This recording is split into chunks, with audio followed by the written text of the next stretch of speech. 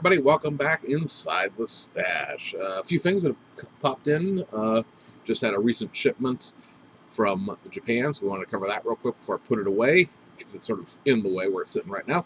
So knock that out real quick, and yeah, so it should be a relatively short, short video. First thing we'll talk about getting. I had done a video on the shows we went to a couple weeks ago, but I'd never edited it and went back and watched it, and didn't feel like it was worthwhile. So I'm just gonna go ahead and cover that stuff in this video as far as what we got. And for people who didn't see on our Facebook group or my Instagram, which I realize I don't really even promote that much, didn't realize I even have an Instagram for the show, but yeah, I do. We picked up a silver medal from the Pittsburgh IPMS show, and that is for that BMW Z4 that we were frenetically working on at the end of March. So that was very cool.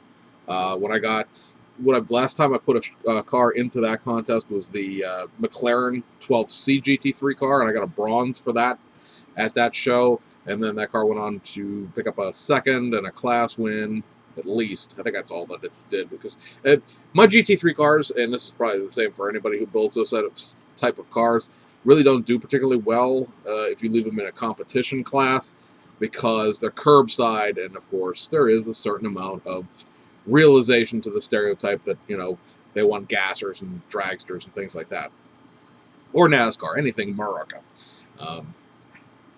But at the same time, I have picked up awards at judge shows in those classes. It's when you go to a People's Choice kind of thing that my builds don't really do that well. Just simply because if you're going to look at a curbside BMW versus, some guy building some sort of pro stock with wiring and all sorts of photo etch and aftermarket, I'm not going to win, and that's just the reality of that situation. And it's not to knock the Pro Street car whatsoever. It might be the better model, but people aren't even going to pay attention to some weird foreign curbside race car thing. So it is the reality of that situation, and I'm not bitter about it. It is what it is. But having this get a second place effectively at the IPMS show makes me feel good about it the rest of the show season, how much of it I actually compete in. We skipped out on going to the Canton show this past weekend just because I was tired from work, trying to get the new schedule of the job down, and there really isn't anything coming up that's anywhere nearby until probably the fall in reality, because the end of the month is NNL East. I really don't know if we're going to be able to make that or not, even right now, a week ahead of time, simply because of finances, going from doing the over-the-road job to going to my new local job where I'm home every day and off on weekends. It's been great, but there was a couple-week gap of pay there, and so trying to make everything up. And then, like 2 weeks after that is the NNL, Mid-Atlantic NNL it's really down in D.C., but it's in Maryland. And usually we take a trip to D.C. that week of May anyway, but with everybody's vacation, obviously starting a new job and things like that, I don't know if I can make that show either. There's a show in Cincinnati the 4th, but that's probably too big of a haul. Louisville is in July, but I don't know. We'll see. By July things will smooth out, and that just may be more drive than I can handle after work that day. And then there's really not any shows locally until September, until fall comes around, and we'll be at shows throughout the fall, because there's a show. I'm either going to the show in Sharon, or there's one out in Gettysburg, which is like the Central Pennsylvania IPMS show, only because I have a good friend who lives out that way, and so we might just go to that show instead. And then Three Rivers here in Pittsburgh, Y-City Scale Modelers, I think is what that club is called, the show's over in Zanesville the day before Three Rivers. I want to go to the Cleveland IPMS show in November. I want to make it out to Toledo for the NNL, since it is the last NNL.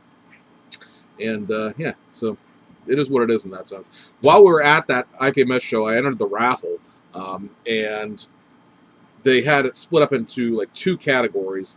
There was a regular raffle, and you could distribute your raffle tickets like in other, which was automotive, sci-fi, airplanes, and armor. So I bought whatever the $10, $5 for the tickets was, which was like $20. It was like an arm's length. And I split them up not quite evenly between the three bins. And then they were selling special raffle tickets, which is why I enjoy going to the show, where HobbyLink Japan sponsors like 3 major raffles, which is usually 2 kits, and those kits will have a gift certificate for a certain amount off. This year was 10% off an entire order, not just an item, but an entire order. And you know me, I've put in an order for the Shizuka stuff. It's going to be like 6, 8, 10 things.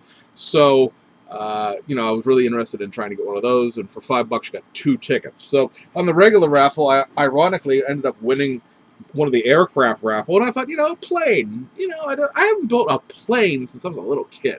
I don't want to go buy a plane. I don't want to spend that kind of money, but for $5, you want to give me a plane, that'd be great. So I got one of the plane raffle things, except I didn't win a kit. I won accessories.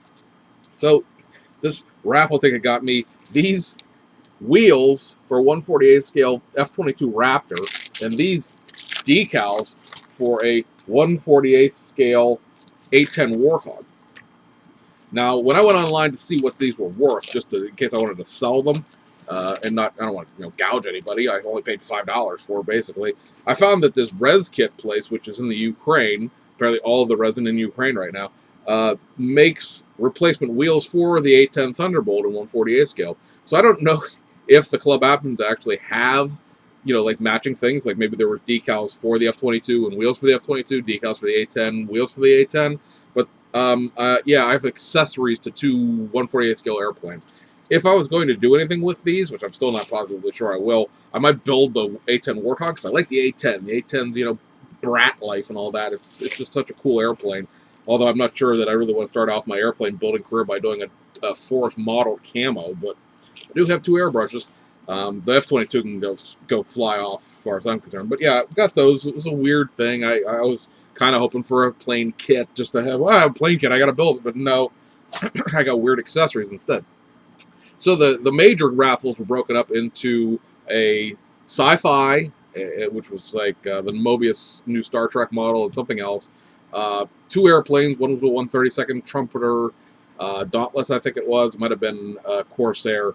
And then that big wooden Batwing-looking German airplane thing that's real popular right now. And then 2 pieces of armor.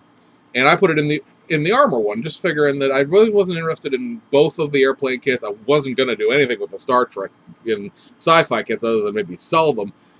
And, there's a certain part of me that's like, you want it at a raffle. You feel sort of obligated to do something with it yourself rather than just sell it off. And I know a lot of guys will put like $50, $75, $100 into the raffle, and then they'll just take everything they win in the raffle, put it on their sales table, and just try to sell it. But, I felt that I should enter the category that I'd be most pleased to win if they would call my number. I knew people who put, like, again, $60, $100 worth of tickets into these raffles because that 10% off gift card would be worth it, right? You put $60 in there and you put an order for $600 worth of stuff into HLJ, you got $60 off and you paid for the raffle. I put $5 in because I had like a 20 and it was $10 to enter the show. That left me $10 left, and so I put $5 in the regular raffle and $5 in the special raffle. And I won the armor raffle.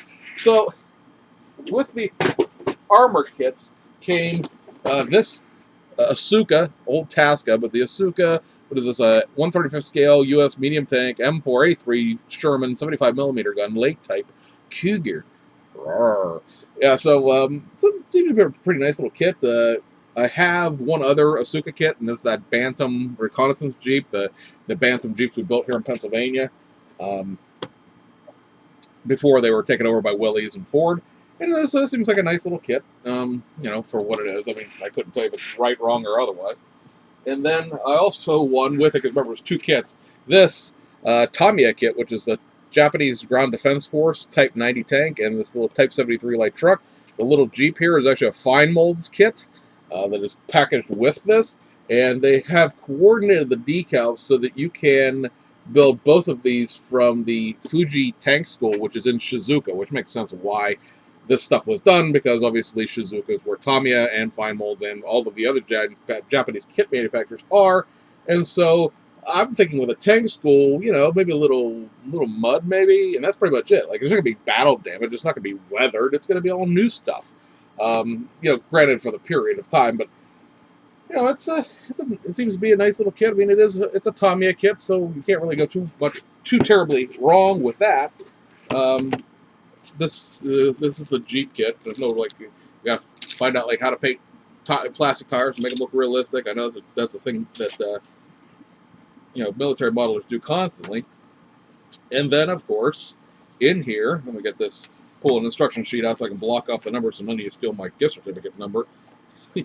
There is the, congratulations, you got yourself 10% off your next purchase. So, yeah, I am thrilled to death because, believe me, I will more than save well more than $5 on my next HOJ order. So that was well worth it, and I may actually build one or both of those tanks. And then we'll go over to the overseas. Oh wait, overseas stuff real quick. Speaking of overseas, I forgot about these until I glanced at them. This is a set of decals. I know, shocking. I bought decals from a company called New Scratch, which is in Japan, and they did the decals for the team Straka Racing that ran the 10 hours of Suzuka, or 10 hours of Suzuka, not Shizuka, but Suzuka. These decals are like $50, but you can build all 3 of their team cars. They ran 2 cars in Pro and 1 in Pro-Am. One of their cars finished, I believe it was 3rd. And I know that Frankie and I are working on the decals to do the first place car, the car that won the 10 hours of Shizuka, because it was a Gundam-inspired car, which is very cool looking. But yeah, so you get this. I know the back half of the car is on one page, but it just show you there's like decals for the headlights and decals for the hubs and for the spokes, which is cool. A lot of decal manufacturers leave those things off, along with all of the little hash marks for the wheels are in there. And then some of the stuff is left off of here. Like those little circles are the logos for the Shizuka 10 hours. I guess they didn't, actually pay for the licensing for the Shizuka 10 hours, so they don't want to put the decals on there. But the logos are there on the real decal sheets. And you can kind of see up here, there are 3 sheets of decals, so you can do each car. This is very unique, mainly because most decals sheets, even if they're really similar like this, will be like, oh, you can build one team car or the other. But this actually has decals to build all 3 of the team cars legitimately in one envelope, so you don't have to pick one. You can actually build one of 3 or all 3, depending on what you want to do. So that'll take us to our little shipment of Japanese goodness here. One kit I picked up off of Bai, which of course is Yahoo Japan Auctions, and it was the last of the Mines GTR kits that I was missing. And I picked it up for $25, so I was extremely happy with the purchase price on this. This is, of course, the R32 GTR. Now, there are 2 R32 GTR Mines kits. One is the Le Mans version, or the Norspec version, rather, and it's just blank. It has like one little Mines logo on the back, and that's it. This, of course, is the more familiar one for people who know Mines stuff with the big graphics that say Mines all over the side of it. It's their regular R32 kit with some BBS wheels tossed in, and of course the decals for Mines. So I mean, it's nothing special about the kit other than the graphics. This is actually the Le Mans Evolution version, and yeah, I'm very, very happy to have this. Now I can build both R32s, the R33, and of course I have the Aoshima R34. So that is in-house. And then all the rest of the stuff is going to be from Hobby Link Japan. Just a couple of things I had to ship over because they were aging out. So it's not as big a box as I have, but it's all I can afford, really. I picked up another one of the Toyota Hilux Surfs. I already have one of these in the most recent reissue prior to this. But this has a whole bunch of extra parts in it, and it includes the pre-1991 grill to do what they're calling a 1990 SSR Limited. The 1990 SSR Limited kit only got one release back when this kit was new in 1994. And so that early grill hasn't been seen since. So this right here is the, let me get the right parts to see which way they're building it on the box. So this is the normal grill right here. The only like Toyota grill. And then they also include this earlier grill. Which I know is not going to want to focus through there. It goes. The earlier Toyota grill without the new style swirly logo Toyota emblem they came up with. It's still got all the right-hand drive or left-hand drive stuff that it always has in here. It's got a couple sets of wheels. It's got like these sort of off-roady style wheels, and it's got I'm going to check too much. I didn't realize this one was all one box, but this had the regular style wheels, and you see there's the left-hand drive grill or left-hand drive dashboard thrown in there. So those are probably the factory stock wheels for the left-hand drive version. And yeah, so it's pretty cool. Okay, well, for a second I didn't see any tires. It's like, did I get a kit with no tires, but they're underneath the body. So there's that. That's cool. I have wanted one of the earlier versions for a while, but you know they were impossible to find, basically. because they only got one release in 1994, and try finding a 1994 kit in 2019.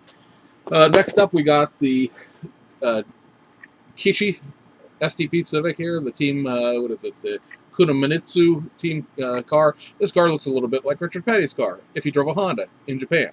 All of this decals on here or all the paint on here, I should say, is decals. It'll be very interesting to see how you can wrap this front bumper and the back bumper with it, but the hood and everything else. So really, you just paint the car this blue, and everything else is done with decals. I'm thinking I might paint this white around the front and the back bumpers, just so I only have to try to put the orange part on here. Yeah, we'll see. Pull the decal sheet out for you real quick so you can see it. So this is like the numbers, obviously, the 27s and the STP logos and things like that. And then you have the bigger sheet, which is this right here, which, like I said, has the front bumper wraparound, the rear bumper wraparound, and all the rest of that stuff. So you really only have to paint it blue, and the decals will allegedly do everything else. Yeah. Your mileage may vary. Car is molded in dark gray. The body itself is molded in a light blue. And that is the last of the JTCC kits that I needed, that they decided to finally reissue. And two more things here, both of them are the same kit, basically. I have actually two more of these sitting over in Japan, this specific one, to do the decals that I have for the 77, 78, and 79, I think it is. Or it might be 76, 77, 78. Winning cars from the Royal Auto Club, the Rack Rally. This one is for, I believe, 1970, let me see, 79 Monte Carlo Rally. I'm not going to build these decals, but I needed the base kit, so I got one of those over here, two more sitting over there. And then this one I built because I want to do the actual box art car. It's the reissue of this kit they did this year, or late last year in 2018. This is the 1981, I think it is, right? Yeah, 1981 Lombard Rack Rally. I think this car finished second overall, maybe third. Maybe it didn't even podium. I don't know. I just wanted this one because, well, it's with the Lombard Rack Rally stuff, and it's also the Rothmans livery. And you know me, I love a good tobacco livery. Now you look at this and you see racing all over it, where the Rothmans logo should go, and you're like, huh, that's kind of weird. Because obviously 1981 is well before any kind of cigarette ban was put into place. Well, that's just for the box art. When you actually get the decals out, and these are printed by Cartograph, and they're really nice decals. At least they look really nice. You see, this is actually the Mansroth car. Apparently, if you split the word in half, put it backwards, that makes everything okay. I don't understand how that works, why that's any better, but be that as it may, this actually does legitimately, if you're interested in this kit, but you were like, yeah, I gotta buy aftermarket decals, you don't, because, again, this is... I'm just trying to make it focus. I moved it, and now it's not focused. But anyway, it's the Mansroth car. There we go. The Mansroth.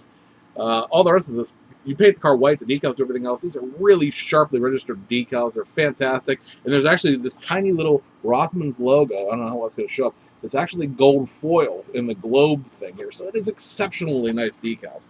I'm actually probably going to build, when I get to doing these Escorts, I'm probably going to build this one first just because these decals are so awesome. Now, you notice there's a little blurb on the box that was all in Japanese. That's because Platts, when they distributed these kits, because Platts is doing Italary's distribution in Japan, decided to remake the decal, or remake the instruction sheet. So this is obviously the Italary instruction sheet. It's what you get with this kit if you were to just buy it off eBay or through your local hobby shop here in the United States. And then you get this bigger one that's printed on like glossy paper, and it's stapled in the middle. This one is like a fold-out, like a Tamiya set.